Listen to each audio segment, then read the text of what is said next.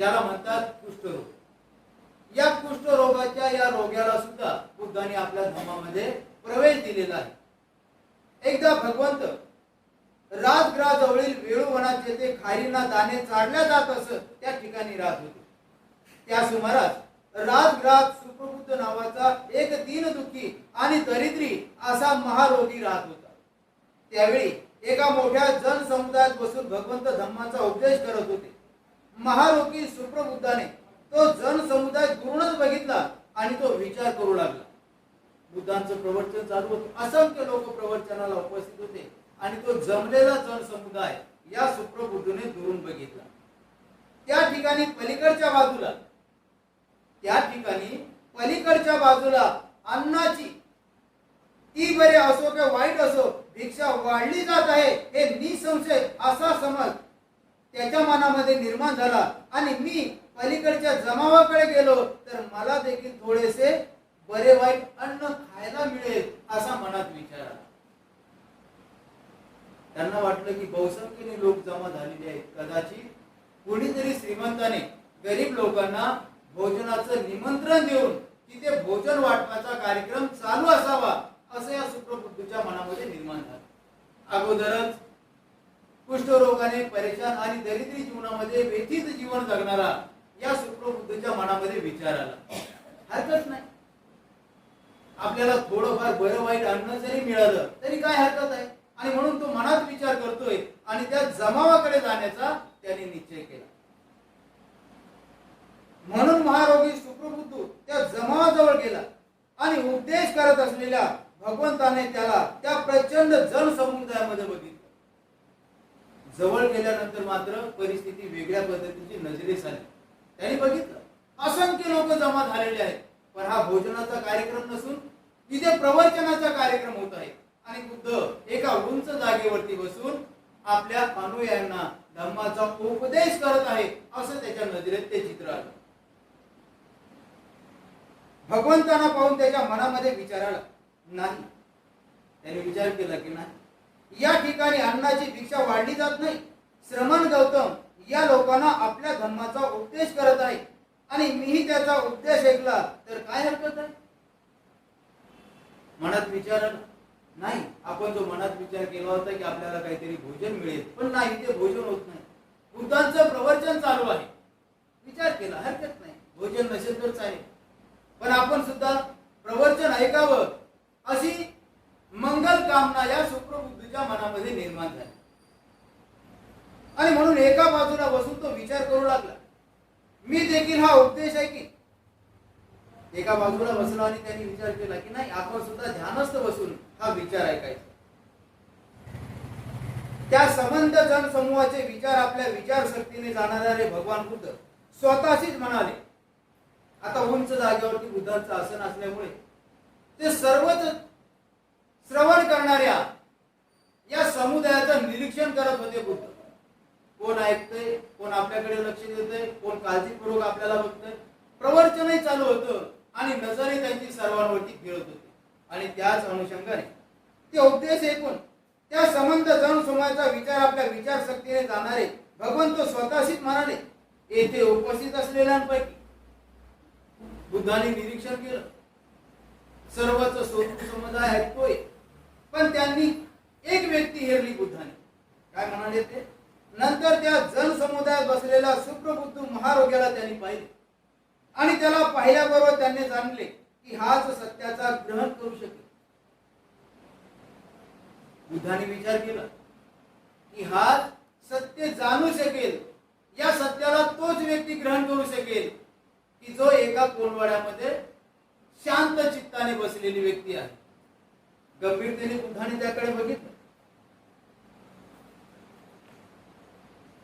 आणि म्हणून महारोगी सुप्रबुद्धांसाठी भगवंतांनी प्रवचने आणि दानशील आणि स्वर्ग या विषयावर उपदेश दिला।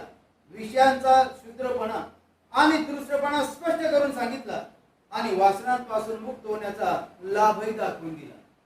बुद्धाने जीवनाचा अर्थ सांगितला। मुक्त होणं या मंगलमय विचाराचा खास करून या सुप्रबुद्ध करता आशय आणि अर्थ निर्माण करून जीवनाचं रहस्य उलगडून दाखवावं असं खास प्रवचन बुद्धाने एकाग्र चित्तेने प्रवचनाचा लाभ घेणाऱ्या सुप्रबुद्धूकडे बघून खास करून त्यांच्याकरता हे प्रवचन केले. ज्यावेळेस सुप्रबुद्धू त्या जागेवरती पोहोचले नव्हते तेव्हा बुद्ध प्रवचन देतच होते ना, की प्रवचन बंद होतं? प्रवचन देतच होते. पण सुप्रबुद्धू ज्यावेळेस तिथे पोहोचले आणि एका कोणवड्यात त्याने आपली जागा शोधली आणि त्या जागेवरती बसले. बसत असताना विचार केला, भिक्षा नसेल तर चालेल. भिक्षापेक्षाही महत्वाचं स्थान त्यांनी बुद्धांच्या प्रवचनाला दिलं आणि एकाग्र चित्तेने बुद्ध जे काही सांगतायत ते लक्षपूर्वक ऐकत होते. पण त्यांच्या अगोदर उपस्थित असणारी जनता, मला वाटतं की बुद्धांच्या प्रवचनाकडे त्यांचं फारसं लक्ष नसावं. बुद्धांच्या प्रवचनाकडे त्यांचं खास लक्ष नसावं. ते काहीतरी इकडे तिकडे नजर त्यांची विचलित असावी आणि म्हणून त्यांनी विचार केला की नाही, या समस्त श्रोतूवंदांमधून जे एकाग्रतेने माझं प्रवचन ऐकताय, मग त्याच करता मी खास प्रवचन का देऊ नये? आणि खास करून ती व्यक्ती व्याधीने ग्रस्त आहे, सर्वसामान्य व्यक्ती, या व्यक्तीला दुरावत करत आहे, दूर ठेवत आहे, अशाच व्यक्ती करता बुद्धांनी खास करून प्रवचन दिलं. आणि ते प्रवचन या सुप्रबुद्धूंकरता फारच जीवनाला बदलवणारं ठरलं. महारोगी सुप्रबुद्धांच्या अंतःकरून मृदू, लवचिक, बंधुरूप, प्रमोदित आणि श्रद्धापूर्ण झाल्याचे भगवान बुद्धाने जेव्हा बघितले तेव्हा त्यांनी त्याला बुद्धांचा सर्वश्रेष्ठ धम्म सांगितला, म्हणजे दुःख, दुःखाचे कारण आणि दुःख निरोध आणि दुःख निरोधाचा मार्ग यांचा उद्देश स्पष्ट करून या सुप्रबुद्धूला समजावून सांगितलं. बुद्धाने ओळख, इतर जो माझ्या समोर बसलेला जो श्रोतूवंत आहे तो तर आपल्या गरिबीवरती, दारिद्र्य जीवनावरती मात करू शकेल, पण सुप्रबुद्धू आपल्या जीवनावरती मात करू शकणार नाही. कारण त्याची अवस्था इतर व्यक्तींपेक्षा फारच भयानक आणि दुःखदायक आहे. म्हणूनच या व्यक्तीला खरं तर याचा आत्मविश्वास वाढावा, जीवनाचा संघर्ष कसा करावा याचं त्याला शिकता यावं आणि आपल्या या महारोग्यावरती सुद्धा त्यांनी प्रखरपणे विरोध करून जीवनाचं शैली शिकावं. म्हणून बुद्धाने त्याकरता खास या दुःखाचं कारण त्याला समजावून सांगितलं. निष्कलंक असे शुभ्र वस्त्र ज्याप्रमाणे कोणताही रंग धारण करण्यास तयार असते, त्याप्रमाणे महारोगी सुप्रबुद्धाच्या अंतःकरणात तोच त्याच स्थळी बसला जिथे तो बसले होते. सुप्रबुद्धू तो त्याच स्थळी बसला असता. त्याला आरंभ आहे, त्याला अंत असला पाहिजे.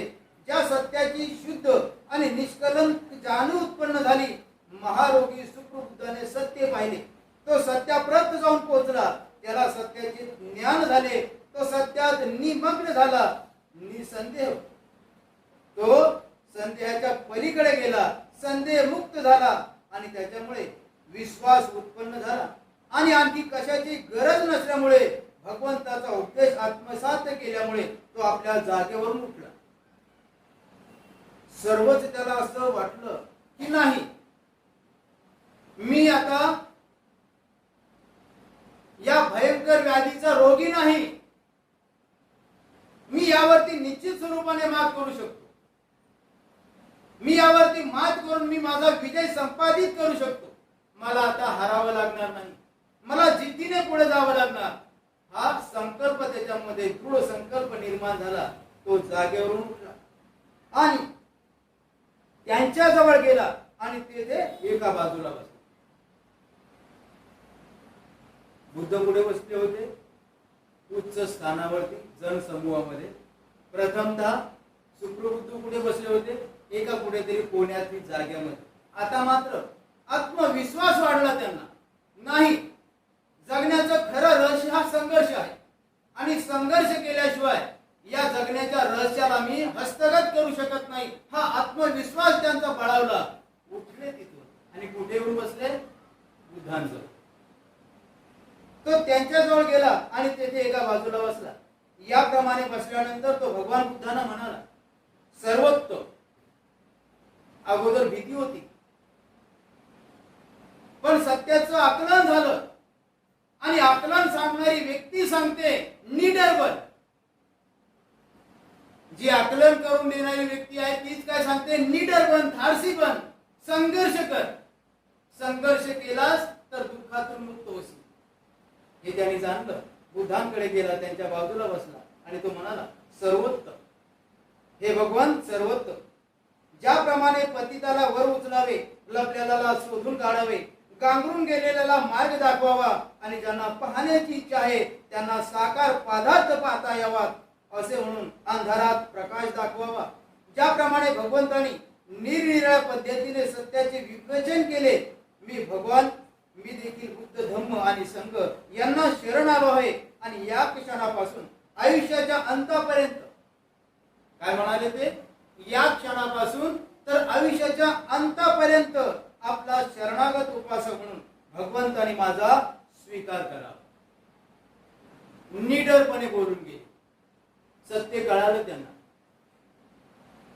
आणि ज्यावेळेस माणसं सत्य समजू लागतात, ज्यावेळेस सत्याची आकलनशीलता माणसाच्या मनामध्ये जागृत होते, त्यावेळेस माणसाला कुठलीच बंधनं रोखू शकत नाही. ती माणसं स्वयंभू होतात, विद्येने प्रगल्भ होतात. आपल्यावरती कुणीतरी अन्याय करतो आहे, या अन्यायाच्या विरोधात ते चिडून बाहेर येतात आणि संकल्प दृढ करतात आणि तोच संकल्प यांनी सुद्धा केलेला आहे.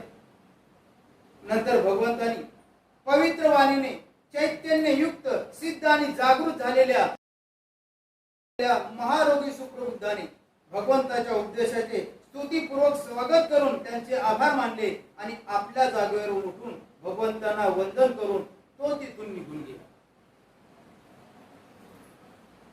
भिक्षा मागणारा, रोगाने ग्रस्त असणारा व्यक्ती चांगले शब्द कशाला म्हणतात हेच त्याला माहिती नव्हतं.